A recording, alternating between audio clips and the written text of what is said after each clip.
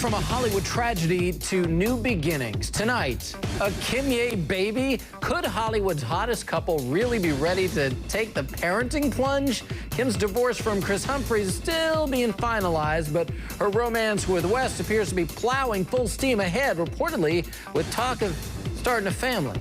Tonight, the hot debate: should the daring duo bypass marriage and perhaps go straight for that little baby bundle of ego?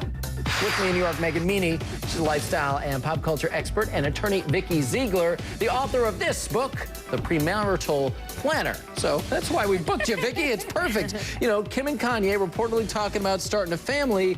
You think they should just go for it? You know what? From a legal perspective, no. I think you really need to know, you really get to know each other before you bring a child into the world. Things are complicated as it is, and I think everyone just needs to slow down. What's the rush? It's not like her clock's ticking. I mean, she's at, what, 30, 31 years old. So take it easy, get to know each other. Then maybe you can kind of understand what your parenting styles may be, where do you want to be in life, and then maybe have a child. But what is the rush? So logical. Let's throw practicality out the window for a moment. I mean, they're a great-looking couple. They're obviously both financially stable. Kanye just celebrated his 35th birthday, and they seem to be head over heels for each other, Megan. Do you think you know what they should just have a baby? Dive in.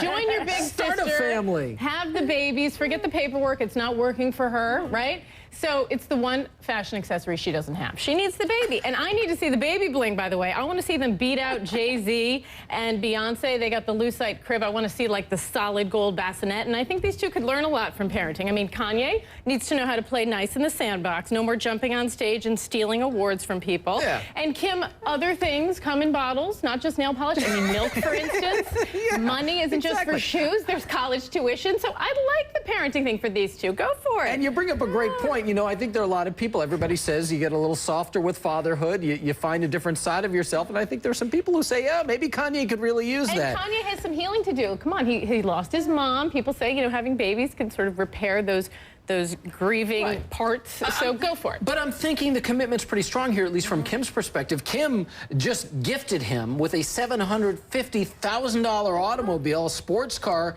That's a sign of staying power, if you ask me.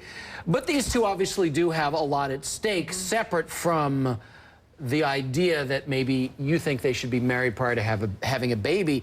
Could it be a legal mess from a lawyer's perspective if they had a baby out of wedlock? A nightmare, shall I say. And I'm not talking about what morality from what my perspective is. Or you're right. You're not saying there's anything wrong with single parenting or having a baby out of wedlock. You don't want to get married. We're talking about Kim and Kanye. Right, exactly. So you know what? We throw all of that legality out the window. Right. But let's say, fast forward, they have this Kim K baby, whatever you want to call this child. I'm sure it'll be beautiful and rich.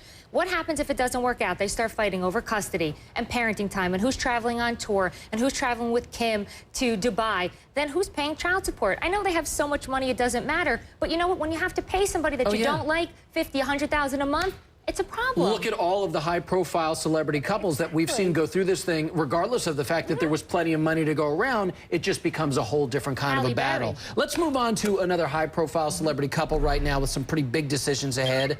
Kobe and Vanessa Bryant. She filed for divorce in December of last year. She's reportedly approaching the deadline to make the final decision this weekend. Now, Megan, in my mind, what, about 6 months have passed since she initially filed.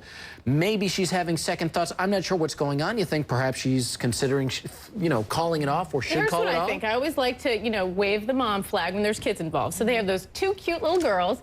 She's had her 6 months. It sounds like everything we're hearing, she's not going to sign. I say stay until you're sure. Look, 10 years, that's pretty good for Hollywood, professional athlete marriage. I mean, this would be better than any Lakers game, especially to the Thunder, if these two make it, right? If they win this marriage game, good for them. I'm rooting for them, but I don't like the history here.